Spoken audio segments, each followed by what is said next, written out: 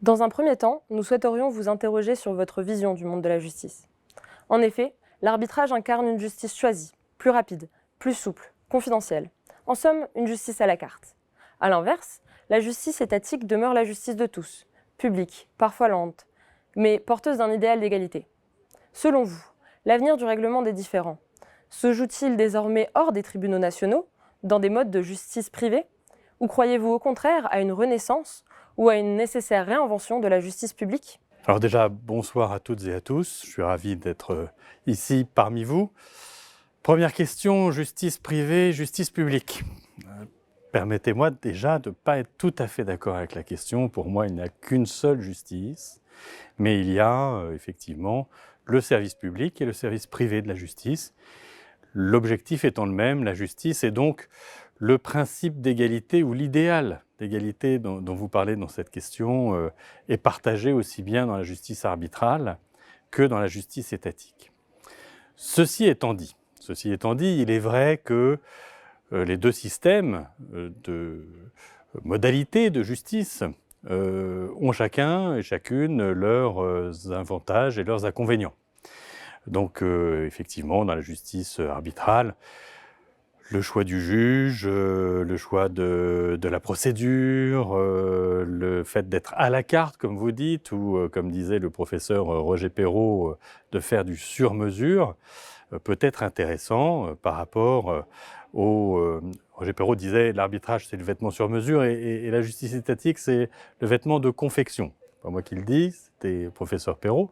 Effectivement, il peut y avoir des avantages ou inconvénients.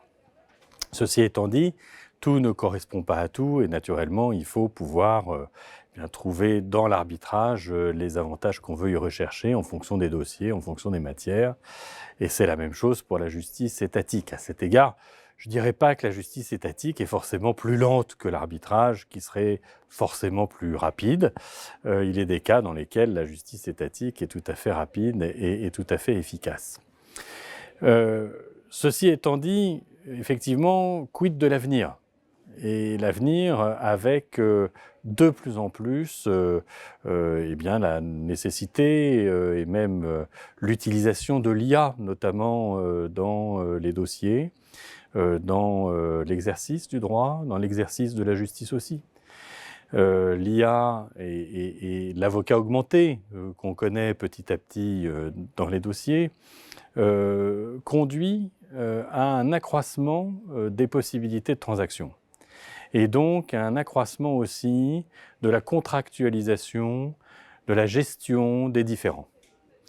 Autrement dit, les modes alternatifs, vous voyez, c'est pas non plus une justice alternative, les modes alternatifs de toujours cette même justice sont de plus en plus utilisés et de plus en plus adaptés parce que effectivement on a des outils de plus en plus performants aussi et donc tout se passe aujourd'hui en termes de maîtrise des risques, en réalité, ou de gestion des risques.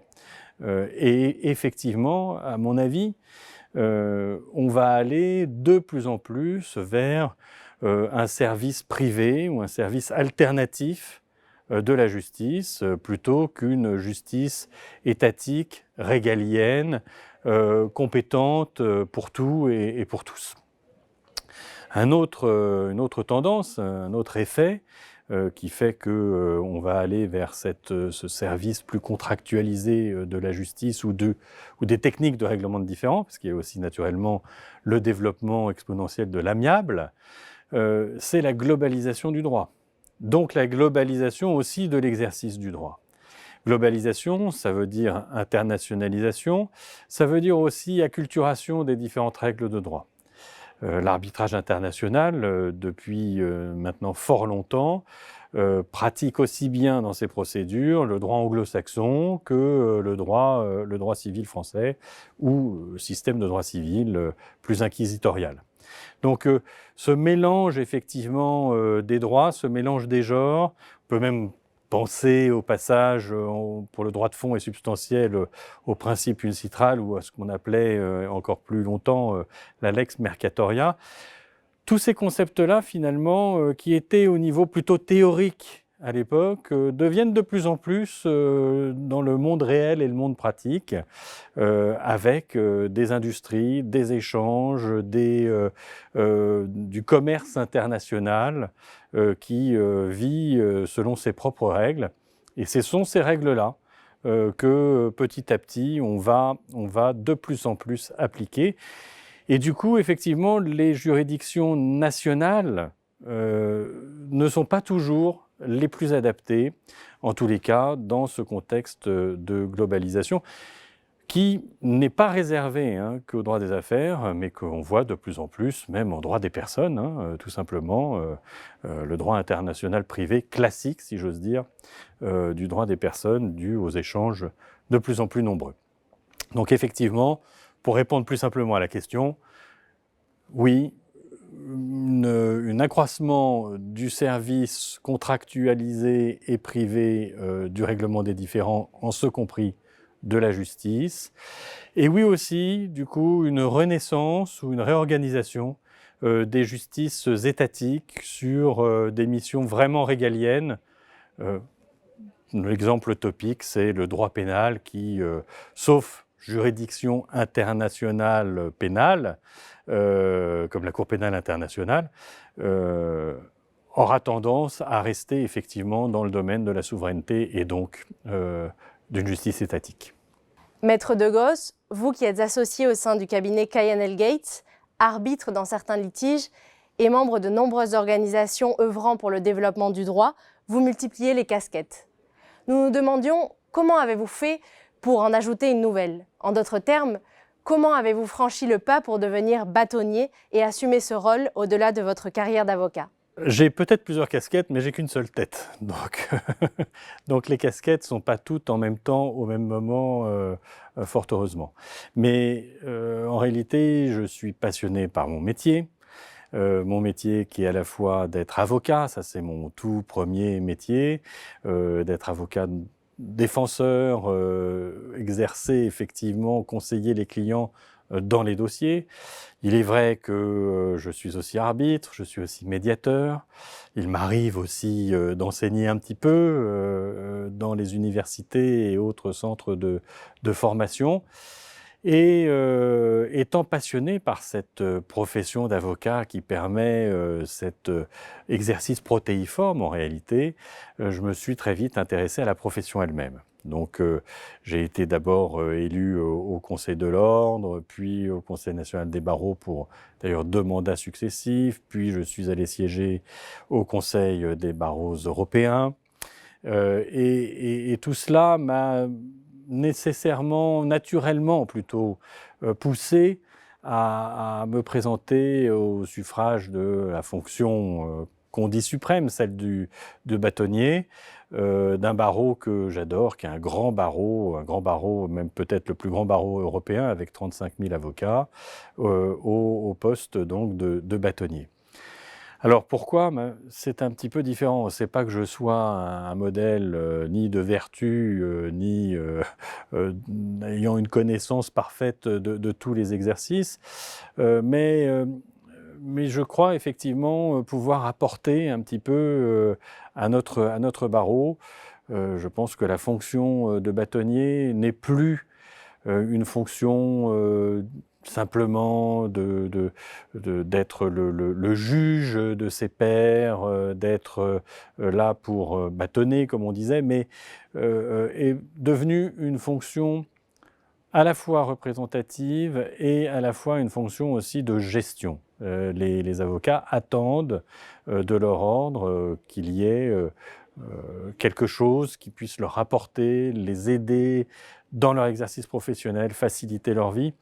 Et moi qui ai un petit peu géré des cabinets d'avocats, mon cabinet en l'occurrence, même s'il est d'origine outre-Atlantique, comme on dit, je crois pouvoir apporter ça. Et donc, je voudrais effectivement insuffler une vision plus moderne. Il y en a eu d'autres de mes prédécesseurs, naturellement, qui ont aussi fait cet exercice, mais c'est important de rester avec cette vision.